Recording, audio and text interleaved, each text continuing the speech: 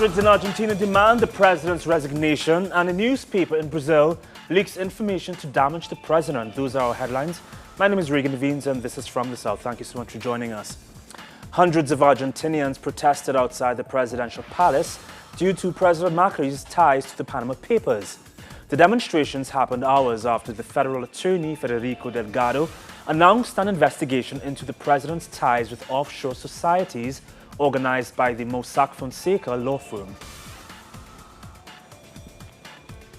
And as the president justifies his role in the Panama Papers, critics believe that this could become a major corruption scandal. With more, we go to our correspondent in Buenos Aires, Laureano Ponce. After the Panama Papers revealed President Mauricio Macri was part of two offshore companies located in tax havens, Argentina's General Prosecutor Federico Delgado opened an investigation in order to prove whether or not Macri intentionally avoided declaring his participation in such companies to Argentina's tax authorities. This demands an investigation in which crime committed could be an aggravated tax evasion because it could have been committed through the staging to avoid tax payment or money laundering. And when they say money laundering, we mean it comes from illegal origins.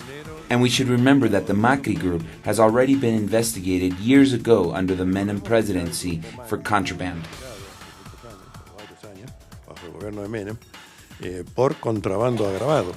Only hours after the investigation on Macri became public, hundreds of Argentines gathered in the historic Plaza de Mayo Square to show their anger for what could become the first corruption scandal of the Macri administration. This guy, the director of the Colón Theater, Dario Leperfido, the mayor of Lanús, Nestor Guindetti, they all have accounts in Panama. How can they keep going like this? Thanks to teleSur's for being here. Protesters also spoke up against regressive economic measures carried out by Macri, such as the increase in public transportation fares and gas and electricity bills. The media complicity that Macri enjoys in this case is outrageous. We are struggling against a very strong enemy, and we have no allies. Macri anticipated he would go to a civil court to prove he did not intentionally hide his involvement in the two offshore companies. However, Prosecutor Delgado said it would not affect his investigation, which will continue despite the president's statements. Laureano Ponce, teleSur, Buenos Aires. The Brazilian conservative daily publication Folha de São Paulo has leaked the testimonies of 12 executives who are facing charges of corruption. In the testimony, the executives claim they donated money to Dilma Rousseff's campaign. Opposition media and politicians have tried to link Rousseff to the Petrobras scandal by claiming that she headed the institution during Lula da Silva's presidency. However, no evidence was found on that occasion. President Rousseff criticized this new attempt to link her to corruption scandals in what some believe is an attempt to justify an impeachment process against her.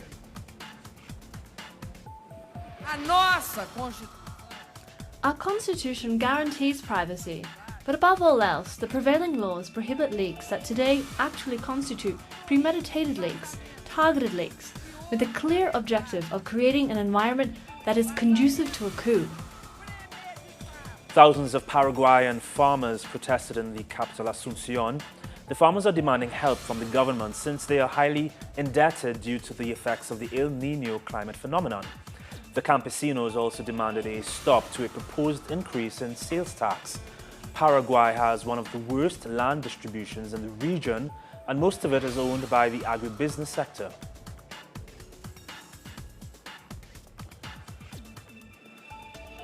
The Honduran Congress has passed a law which authorizes the government to initiate a depuration process within the police force. The law comes after investigations found police officers linked to 3 high-level assassinations. However, critics believe that the move could pave the way for the militarization of the police service. Thousands of government supporters rallied in the Independence Square in Quito to support President Rafael Correa. The president has launched an ambitious tax reform to increase taxes on pensions, sodas, alcohol, and on money leaving the country.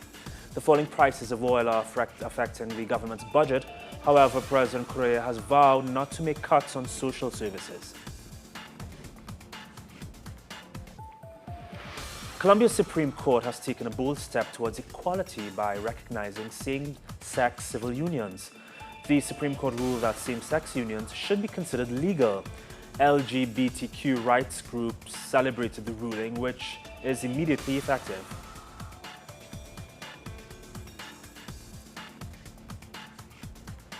And Colombian authorities confirmed they have detained 39 members of the paramilitary group, the so-called Usuaga clan. The group is one of the largest operating in the country. The government claims that the clan is the only paramilitary structure left.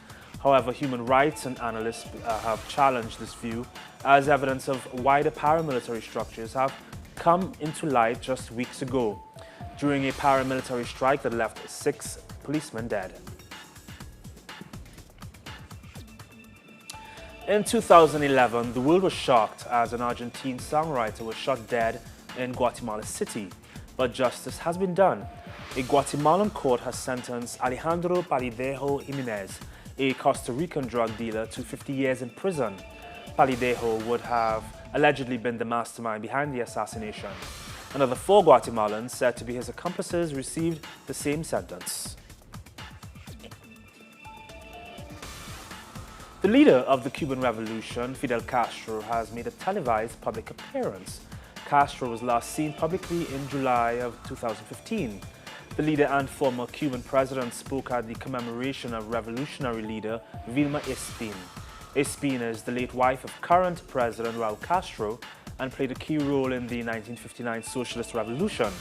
The ceremony took place at a school which was named after her. Thousands of pro-government supporters rallied in Caracas to back President Nicolas Maduro as the opposition continues attempts to remove him from office. The president announced that he would challenge the so-called amnesty law passed by the opposition-led parliament, but he also promised to crack down on Venezuelan tax evaders named in the Panama Papers. I've asked the General Prosecutor to do everything possible. He has my full support to investigate the scandal of the Panama Papers and who is involved in that. We should judge anybody involved here in Venezuela.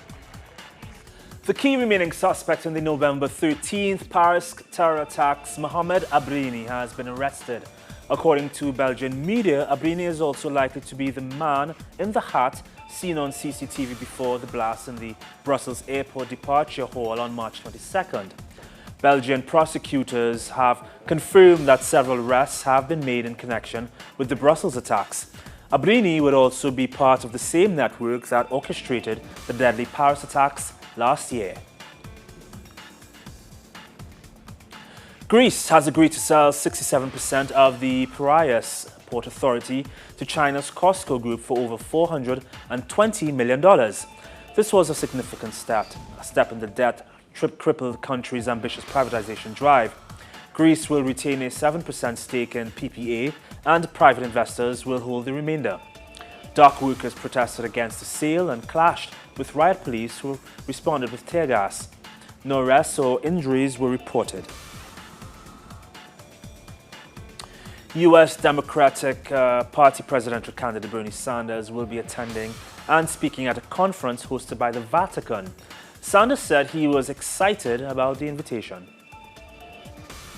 Just wanted to say that I'm very excited to have received an invitation from the Vatican to participate in a major conference dealing with how we inject morality into the world's economy. Pope Francis, to my mind, has been an extraordinary leader in making the world conscious of the levels of income and wealth inequality that exist on our planet. Pope Francis has published new guidelines on family life that argue that the Church should show more understanding of modern realities. The document, entitled "The Joy of Love," was eagerly awaited by the world's Roman Catholics. The book does not change Catholic doctrine, but it does open the way for bishops in each country to interpret doctrine to suit their own culture.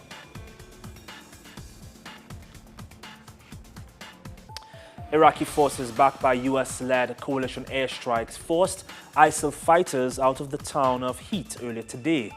According to state television, the elite counter-terrorism squad evacuated thousands of civilians afterward. The recapture of the town of Heat means ISIL will be moved further west towards the Syrian border. The new Aung San Suu Kyi government of Myanmar has released 69 jailed activists earlier today. Their release comes just 1 week after the new government assumed power. Suu Kyi pledged that the release of activists and political prisoners would be the government's first priority. The new president is preparing to pardon 100 more people serving sentences for political offenses. Saudi Arabia's king has announced that a bridge linking the country to Egypt will be built over the Red Sea. King Salman also said in a statement that the bridge would boost commerce between the two allies. He made the announcement during the second day of his visit to the Egyptian capital, Cairo.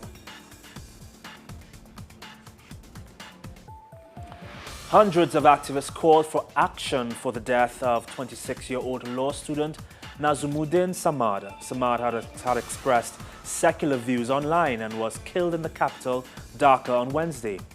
His death is the latest in a series of murders of secular bloggers and campaigners in Bangladesh.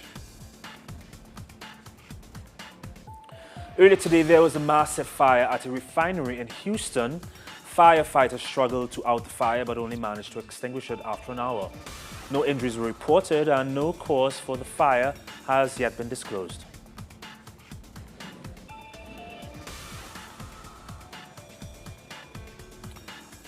Brazil's embattled President Dilma Rousseff has inaugurated the newly built aquatic center for the 2016 Rio Olympics. The ceremony came as Rousseff cancelled plan to attend the Olympic torch lighting ceremony in ancient Greece later this month. Rousseff's office said her trip to Greece was never confirmed because it overlapped with two events she is due to attend at the United Nations on drugs and climate change.